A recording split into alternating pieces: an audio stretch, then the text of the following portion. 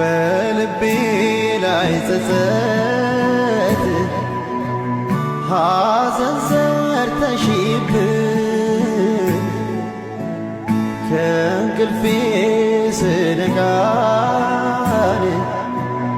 ባክሽ Ashama akkam jirtu hordoftoota fi kabajamtoota kiyya ani jira galata rabbii isinillee baga jiraattanii bakkuma jirtetti nageenyi isin faana jiraatu ijoollee keenya hundi keessan ka biyya namaa keessa jirtanillee ta'e ka biyya keessa jirtan dhugaa dubbachuuf ani kana jedhee isin galateeffachuu hin danda'u. Hordoftoonni kiyya yuutuubii kiyya jala hundi keessan hedduu galatoomaa isin jechuu barbaada. Ilmi namaa kun galata nama deebisee hin danda'u. Rabbiin isiniif haa deebisu. Maaliif an dhugaa dubbachuuf osoo halkanii guyyaa waan barbaade jedhee waan fedhe jedhee viidiyoo hojjedhee galata keessan fixuu hin danda'u. Rabbiin isiniif haa deebisu. Rabbiin yaada keessan hundumaa rabbiin isiniif haa guutu. Dhugaa dubbachuuf amantaaf kutaan osoo waliin qoodiin dhugaa dubbachuuf hundi keessanii akka amantaa keessan naa kadhachaa turtanii hedduu galatoomaa isinii jechuu barbaada. Rabbii waa hundumaa na dabarsee jira. Rabbii gaditti immoo akka amantaa musliimaa kiristaanaa maal osoo hin jedhin hundi keessan akka amantaa keessanitti koomentii jalatti qooddanii hundi keessan naaf kadhachaa turtanii hundi keessan hedduu galatoomaa isinii jechuu barbaada. Dhugaa dubbachuuf osoo tokkoon keessan argee bakka injiraami dhugaa dubbachuuf bakka waama takka sapiraayizii isin go'ee natti tola ture garuu wal arguu hin danda'amu. Akkuma agartan qilleensuma kanarraa wal barree akkuma qilleensarraa wal barreetti illee hedduun keessa maatii caalaa dhugaa dubbachuuf maatii kiyya caalaa kan naa cinqame hordoftoota kiyya jechuuf nama dandeessisa. Inda'uun fira kiyya caalaa fira injiraamiire isa caalaa kan naaf cinqame haadha lammii kiyya caalaa kan naa cinqame hordoftoota kiyya jechuudha. Rabbiin umurii keessan naaf haa dheeressu. Hedduu naa galatooma. Rabbiin yaada keessan hundaa akka amantaa keessanitti rabbiin isiniif haa guutu. Waan takka jechuu hin danda'u dhugaa dubbachuuf waan takka illee dubbachuuf illee haasonna jalaa babbadee jira. Maaliif bakka injiraamiire waan takka hinduu jettee gaafa qopheessitee rabbiin immoo jalaa si baasee hundi akka amantaa isaatti siif kadhatee gaafa waa takkarraa ol dhugaa sitti hin fakkaatu. Kanaafuu hundi keessan hedduu galatoomaa isin jedhanii jechuu barbaada. Isin galateeffachuun kiyya daqiiqa xiqqoo akka ta'e hin beeka. Rabbiin kana caalaa waa hundaa isiniif haa guutu.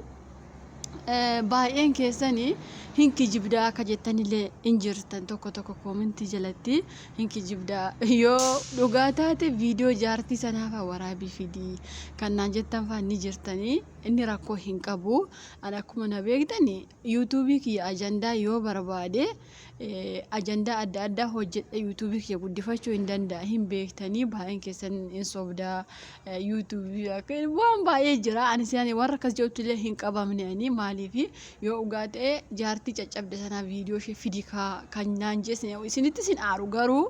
waan takka gaafa namarra gahu dhugaadha. Namoonni yuutuubii kanarraa dhugumatti kasobee viidiyoo hojjetu baay'een ni jira. Ka dhugaa dubbatus immoo ni jira. Maaliif fakkeenyaaf viidiyoo nama takka ilaalee namni sun yoo soba ta'e nama takka illee deebineetu abaluun illee atillee hin sobda yoo jenne nama sana tarii du'arra jiraachuu danda'a tarii miidhaa isarra geera ta'uu danda'a. Waan hundumaa soba jechuun akka kiyyatti baay'ee ulfaata. Isinis hedduu galatoomaa waatii miti. Kan immoo viidiyoo jaartii sanaa fidii ka caccabde ka jettanii viidiyoo ka lammaffaa irratti immoo akka miila ishee bichaa viidiyoo keessa gaasheera natti fakkaata. Maaliif hin beektan egaa araba viidiyoo waraabuun hin ulfaature akka naannoo hin jirutti hin ulfaata egaa warri kaan tarii hin beeku akka naannoo keessatti ulfaachuu dhiisuu danda'a jechuun aaree yookaas immoo maa akkas naan jedhan jechuu kiyya osoo hin taane deebii isinii deebisuufi. Kanumaan isiniif xumura gara yaada kiyyaatti isiniif dhufa. Warra na waliin cinqamtan maal akka keessa turee fi maal akka dabarse akkamittiin immoo akka rabbiin na baase takka lamaan isiniif qooda. Yuutuubiin kiyya kufee jira waan ta'eef laayikii gochaa na dhaggeeffadha. Keessaaf ijoolleen biyya namaa jirtan viidiyoon kun isin fayyada. Ka akka kiyyaa injiraamire akka tasaa ta'e waan takka isin mudate waan kun isin fayyada isiniin jechuu barbaada. Gaafa guyyaa 11 bakka wayii deemtanaan jedhanii isiniin jedhee ture. Innis ni beektanii akka poolisiin dhufee qabu akka maaltu natti himanii turan guyyaa sana. Anis guyyaa gaafa sana nageessanii gaaffii nagagaafatanii jaartii akkamiin kuftee si achi geesse kuffisee moo maaliidha moo waa baay'ee naan jedhanii nagaafatanii an kana hundaarraayyuu bilisa jaartillee akka jaaladhullee hundi isaanii hin beekanii.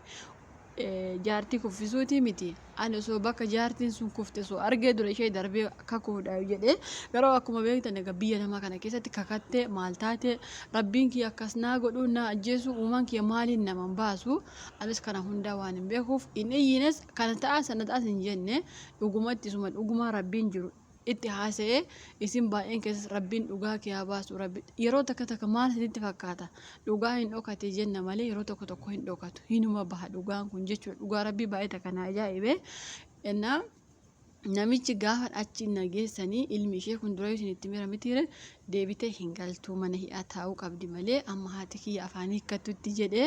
anis homaatii miti kunis ni darba jedheetuma mana hidhaa sana dhaquuf wayyaa kiyya fudhee waan an guyyaa gaafa sana mana hidhaa dhaqaa maaliidhaa isiniin hin jenne maaliifi ijoollee baay'een akka rifattan hin beekaa dhugaa dubbachuuf kanummaa keessaan adda malee imimmaansa buuse bootu jira. Innaa anis homaa rakkoo hin qabu jedhee jaartiin duraan afaan ishee hidhamee soomana akka boruu ta'u viidiyoo isin hojjedheeraami soomanni nama uumatuuf torbe tokko qofa hafe ni beektanii soomana akka boruu ta'u afaan ishee hidhamee jechuu kufte jechuudha jaartiin kunii. Guyyaa gaafa isa waa hunda natti murteessan immoo rabbiin natti murteessine rabbiin yoo namatti murteesse malee nama murteesseef homaata akka miti akka isaan jedhaniif miti jaartii ka torbee lammaffaa ishee torbee lamaami akkasina fakkaate yookaan torbee sadii yeroo seente naaf fakkaate ergisaan kana gaafatanii har'aan guyyaa sadaffaani garuu kaleessa hin gadda viidiyoo isiniin hojjenne ifama. Jaartiin hin dubbatte jechuudha. Jaartiin dubbattee imimmaa ishee qabachuu dadhabdee ani rabbiin kun dhugaa rabbii sitti maa akkaataa akka jaartii bakka duraan waan isaan hin goone hin jiru bakka innaa jaartiin dubbattee ishee miti kan na kuffise barrii banuu deemee mucaa tokkotu ufa sinii galee akka boru soomanaa jaartiin akka har'a suuqa deemuu fi barrii yeroo bantummoo mucaa sana ufaa jechuudha mucaa ilma isheetu ishee geessa suuqii barrii banee bishaan immoo niitii fooqirra anduruma isiniin jedhe sababii kan ta'e bishaan sanaa isiniin jedhe maaliif ree bakka bishaan sanaa kufte jaartiin innaa namittiitiin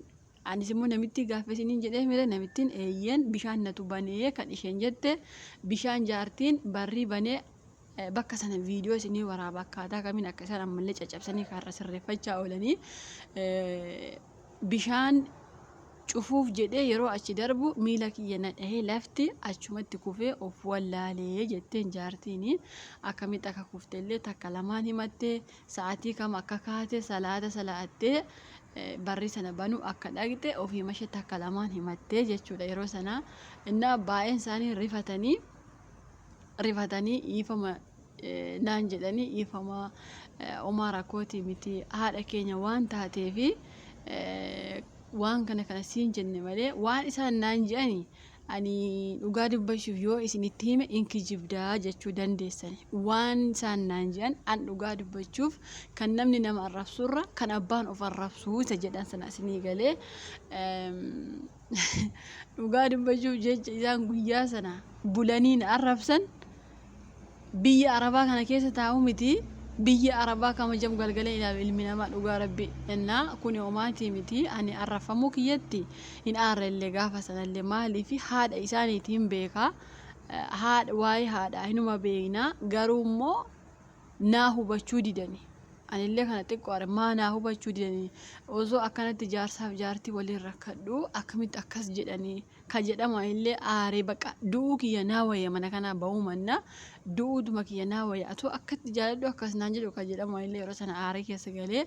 innaa jaartiin himattee yeroo isin cinqitan yeroo isin kana sana jettan ani gurri kiyya hin dhagaa afaan kiyya dubbachuu dide malee mucayyoo waggaa hamma kana na bira teesse mucaa hamma kana osoo man du'eera ta'ellee gara biyya ishee gashitu malee akkamittiin akkas gootan jette jaartiin balaa buufte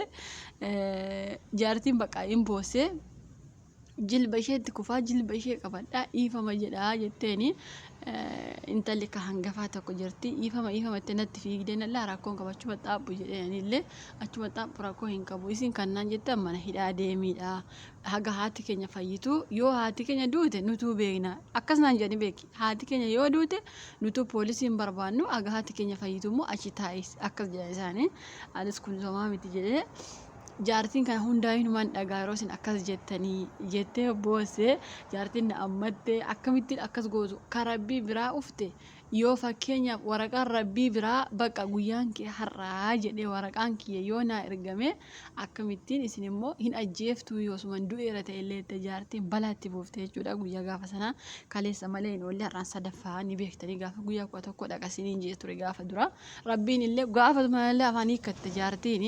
isaan gaafasuma natti murteessanii turanii jaartiin isaanillee gaafasuma naannoo sa'aatii akka Itoophiyaa sagalii booda afaan ishee hiikkatte jechuudha. Inna akkamittiin akkas gootan isin gara biyyaa gaashuu diddan jennaan ilmi maal jedhanitti fakkaate wallaahi jedhe guyyaa takka shugguxiitiin rukuta jedhee kushinaa keessa dhuguma dhammoo sooma namitire wanti hojjedha guyyaa takka shoorbaa kana faa hojjedha shoorbaa hojjettiyyuu dhiisii bahee a'uuzu billaahi minash shaytaanir rajiim jedheen duubarra galagalee jedhee haawuma isaatti hime ani dhugaa rabbii anu biratti akkas jenne intallis ani dhugaa dubbachuu otoo isheen raftuufaan ajjeesaa yaada qabaa jette bakka jaartiin akkamittiin akkas ta'a osuma ani du'eellee kan rabbi biraa ufellee isin nama ajjeestanii yeroo isin cinqitan yeroo isin poolisii fidee yeroo isin maal gootan gurri kiyya hin dhagaa sammuun kiyya na dhukkuba garuu afaan kiyya bichaa hidhame jette jaartiin balaa kana isaanitti buuste isaanis dhiifama jedhanii kennaa adda addaa maal siif kenninaa maal barbaadda dhiifama maaliin nu goota qarshiitiin immoo uffataan immoo dhugaa rabbi iddoo tokkotti faa sagalee rikoordiyan hin goyru hin qaba isinii fida jechuudha waan intalli jette maaluma feetaa dhiifama nuuf goota lafti soomana waan ta'eef an dhugaa rabbi isinitti himaa ani kennaa maal qarshii jechuun haga qarshiitti jijjiiramee injiraamiire baqa akka qarshiif biyyaa baane hin beeka garuu hagummaa dhiifama nuuf qarshii siif laanna kan isheen jettellee dhugaa rabbii baay'ee takka mataan dhukkubseetuma ani dhiifama sii goyee rakkoo hin qabu garuu qarshii sii kenna kan jette sanarratti damoosni kiyyayyuu nagahaa maaliif akkas jettee jedheenanii ishee illee waa baay'ee haasofte haa ta'uuti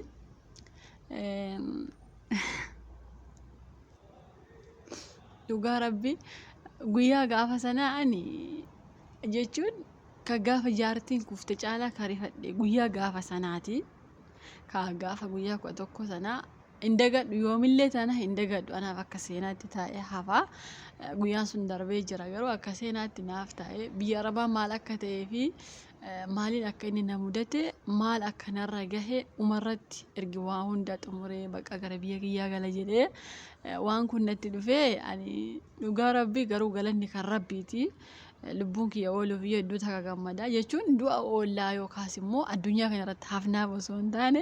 biyya namaa kana keessatti waggaa hedduu gubattee waa hedduu baqa amma nagahee sirreeffadhe waa barbaadu gara biyya kiyyaa gala gaafatti jettu waan kun immoo gaafa ofii si fuuldura bu'u baay'ee nama aarsasa jedhamuufidha inna haasonni harka babbade dhugaa rabbii jaartiin silaafu bakka baay'eetti caccabdee jirti akkuma isinii jedhee jaartiin harka miillaa fi gara duudaa kana kan isheen cabdee bakka baay'eedha jechuudha namoota baay'ee ta'anii ol kaasuu jirra ammayyuu inna ani dhiifama isaan keessa han dhiifama didee nama lama jechuudha nama lama gonkumaa nan didee tokko ilma isheeti har'allee na kaachaa oolan jechuudha tokko ilma isheeti intalli ka irra eegoo tokkos ni jirti isaan dhugaa rabbii aamilee baqa injiraame akka orma ta'an nin beeka akka injiraame nuunumtiyyuu oromooniyyuu wal aarsina walitti mufannaa waa baay'ee waliin jennaami garuu tarii akkamittiin dhiiga keetii maal ifama gochuu fi diddee maal si dhibee waan akkas akkasii jechuu dandeessanii osoo ani waan an dhugaa rabbii isinitti himaa of jajuuf miti tarii baay'een keessan of jajjafa jechuu dandeessanii akka sarraata nyaata osoo hin taane jaarsa kanaaf jaartii kana akka haadha kiyyaaf abbaa baqa haadhaaf abbaa akkanatti hin jaaladhaan dhuguma yoo isinitti hime haadha kiyya haadha koo caala jaaladha jaartii kana dhugaa rabbii ka haadha koo dhiqee hin beekne ka haadha koo mataa irraa dhahee yookaas filee hin beekne isheerraa mataa dhahee mataa fila jechuudha jaartii kanarraa dhugaa rabbii waan baay'ee godhaaf jaartii kanaaf waan miidiyaa irratti dubbatamu mallee godhaaf jaartii kanaaf dhugaa rabbii isinitti hima garuu kanuma keessaa gaafa isaan inni tokko shugguxii baafadhee ture isheen tokko immoo bakka isheen raftutti guyyaa lama ajjeesu haqee dhiisee waliisaa bara jedhee baqa dhugaa rabbii ani jara kaalamaaf dhiifama gochuu miti isaan hagammaayyuu maal barbaadda maaliin dhiifama siinuuf goota maal feeta ani warra kaaniif durboota 8 qabdi jaartiin 8 isaaniiti kan na lolee ani isaan nama jahaaf dhiifama go'ee 2 hima dide jechuudha an dhugaa rabbii isinitti hima dhiifama namaa gochuu waan gaarii akka ta'e sumaa beeku jechoota isaaniitu hedduu nama madeessa jechuudha dhugaa rabbii ani alota koo keessatti wanti waa baay'een na mudate rakkinnis na mudateera waa baay'een na mudate garuu jechoota akka jara kana namoota baay'eef dhiifama go'ee dhugaa rabbii garuu jechoota akka jara kanaa nama deesse hin jiru ani shugguxii namatti fudhachuu miti ani osuma waan feete jechuun waan beekan natti fakkaataa beekaniituma akka ani jaarsa kanaaf jaartii kanaaf nama gaarii ta'e hin beeku yoo jaarsi kuniif jaartiin kun waan akka ta'anillee rabbirraan kan dhufte homaa nan godhani akkatti fudhachaa ture beeki dhugaa rabbii isiniin jedha ijoollee baay'een inshaa wadamina isiniin jechuu barbaada ormi ormumadha isaan ka barbaaddatan karaa si ajjeesan karaa injiraamire waa takka barbaaddatan jechuudha anumarraa barumsa fudhadhaa isiniin jechuu barbaada sababiinsaa kufaatii jaartii miti natti rakkoo fidanii beektu wanti natti rakkoo fide hin beektu akkam ashaaraan bahee kana akka shakkame malee jaartiin akkam kuftee miti rakkoon kiyya ashaaraan maaliif jaartii irratti bahee harki kee maaliif qabee akkamittiin akkas ta'e isaan kana rakkoon isaanii malee maa jaartiin kuftee miti ani aamsa yeroo hedduu isinii aamu keessaa nama kufee fi nama yoo waa tokko injiraami ayillee ammallee rabbiin naa eegu malee jaarsumaaf jaartii jiran malee haa ta'uuti yoo na waan takka agartan ittiin fiigina dhugaa rabbii isin jedha ittiin fiigina maaliif jarri kasitti baqa akka ati waan takka gootee akka ati waan takka ofii kee itti yaaddee miitee yookaas immoo ati itti yaaddee jarra sana yookaas nama sana ajjeesuuf kaate akkatti si fudhatu malee namni sun hin kufee rabbitu akkana godhe waan akkasii hin yaadan jechuudha dhugaa rabbii maaliif beektani an dhugaa abjoof natti fakkaata yaa magalanni kan rabbiiti garuu dhugaa rabbii maaliif waan takka gaafa sitti dhufu keessa darba sitti hin fakkaatu garuu yeroo duraas immoo waan dabartu wayii sitti hin fakkaatu maaliif yeroo sitti dhufu hin darba sitti hin fakkaatu dura garuu waan kun dhufa jettee hin yaaddu an dhugaa rabbii ijoolleen biyya arabaa jirtan rabbiin sin haa eegu hunduma keenya rabbiin nu haa eegu garuu waan akkasirraa fagaadhaa isiniin jechuu barbaada ani hedduu takka gammadee jira ooluu kootti maaliif namoota baay'eetti inni himne maaliif maal akkasaan naan jedhan dhugaa rabbii kukkunnee si baalaa si naqnaa eenyuu keessi beekaa maali baqa waa ijoollee biyya arabaa rifachiisuu hin barbaadu maaliif baay'ee keessa rifachuu dandeessanii garuu akka gorsaatti isinii hime waan takka namni yoo kufe harkaan fiigdanii hin qabiina maaliif ashaaraan sumaan qabata jechuudha isaan ashaaraa kaasanii nuti gara laafummaa keenya itti fiigna jechoota isaan fayyadamaa turan garuu waa'ima albee bakka tiraftuu si waraana shugguxii fidaa si ajjeesa kukkutee akkana si godhaa baqa waa baay'eechaa turanii kanaafuu namni kana an dhugaa rabbii isinitti hima yeroo har'a akkanatti seenaa keessanitti himu kana tarii baay'een keessan amanuu dhiisuu dandeessu soba'aa akkamitti waan kun ta'a jechuu dandeessanii garuu dhugumadhaan amanaadhaan dhuguma rabbi isinitti hima. Maaliif tarii namoonni baay'een waan yuutuubii irraa waan soba odeessaniif waan kunillee soba jechuu dandeessanii garuu kun soba miti. Dhuguma rabbi isinitti hima hin beektan lafti soomana dhuguma rabbiin kun na argu dhuguma isinitti himu jira. Maaliif hedduun ijoollee waan nama amannee fi waan akkasirra sirriitti bareecha of eeggadhaan dhaamsa kiyyaa hunduma keenya rabbiin nu haa eegu. Doorsifamaa ture kana jechuudha. Kana hundaa rabbiin har'a dabarsee afaan jaartii sanaallee hiikee ofii ishee dubbachiise. Jaartiin ofii masheetti akka lamaan himatte ani gadi bahee ofuma kiyya ala bahee ofuma kiyya kufee ofuma kiyya bishaan cufuu deeme ofuma kiyya akkana ta'e isheen rafuu jirti. Isheen an dhugumatti ani yeroo sana jaarsi danda'e ka'een salaatu akka inni yeroo inni salaataaf bishaan natu banaaf jechuudha. Jaarsi beekeyyuu inni qatu fuulla kanatti yeroo naqu kanaaf jee jaarsa kan salaatu achi taa'ee deebi'ee immoo rafee guyyaa sana isheenis akkasuma jette himte isheen raftee jirti. Bakkuma yeroo ani baheyyuu isheen nan agarree namni akka nan agarreen ofuma kiyya bahee waan na baaseyyuu hin beeku. Gibbii sana banuu aquuqooyyuu akkatti hin baheyyuu hin beeku jetti jaartiini. Innaa isheen kana himattee jechuudha. An dhugaa dubbachuuf maaltu garaa kiyya na nyaate beektani? Yeroo baay'ee mucaan koo yoo muftaa barana dhufa jettaa waggaa kana dhufa jettaa osoo inni jedhu ka jarrimu asii kukkunnee si baalaatti si naqnaa maaltu si argaa kan isaa akkas jedhantu baay'ee takka xiqqoo natti dhagahame. Dhugaa rabbi tarii waa du'a wal taa'ee jechuu dandeessanii du'a hin oollu akkuma dura isiniin jedhee garuu